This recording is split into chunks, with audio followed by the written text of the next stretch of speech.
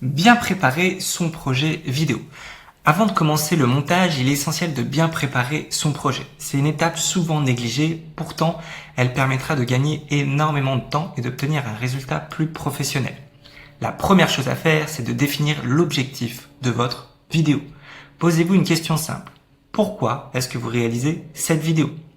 Est-ce que c'est pour présenter une entreprise, promouvoir un produit, publier une vidéo sur YouTube, partager un réel sur Instagram, communiquer sur LinkedIn ou encore réaliser une vidéo de formation, par exemple, comme c'est le cas ici.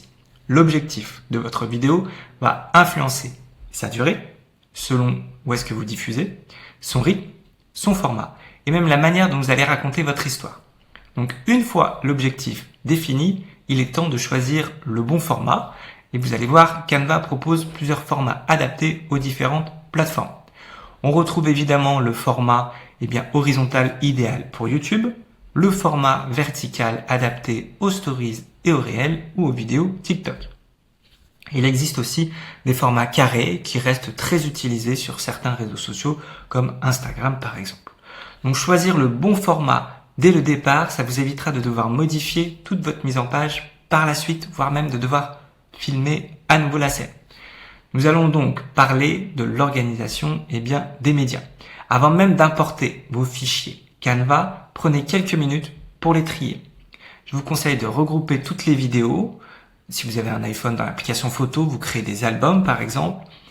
Si vous le faites sur l'ordinateur, vous créez un dossier dans lequel vous mettez tous vos rushs, toutes les photos, toutes les musiques, toutes les images que vous voulez utiliser dans le montage vidéo.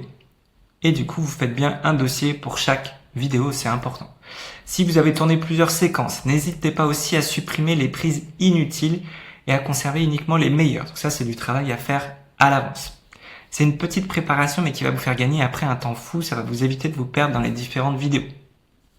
Et si, comme moi, vous filmez avec un iPhone, je vous recommande également de transférer toutes vos vidéos, donc avant de commencer votre projet, en leur donnant un nom clair et précis. Vous retrouverez ainsi très rapidement les séquences dont vous avez besoin. Une fois vos fichiers organisés, nous allons donc les importer dans Canva.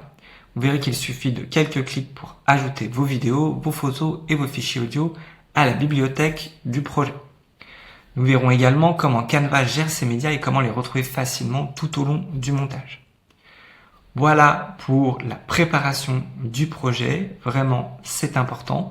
Prenez bien le temps, lorsque vous filmez vos rushs aussi, de filmer un petit peu avant, 3 secondes avant, 3 secondes après. Ça vous permet d'avoir du lest pour copier, pour couper le début de la vidéo ou la fin de la vidéo pour que ça donne exactement le rendu final et pas que vous ayez juste coupé l'introduction de la voix, il manquait le 1 de introduction, vous êtes obligé de retourner toute la scène. Donc juste 3 secondes avant, 3 secondes après et vous démarrez le tournage. Allez, c'est parti, on continue.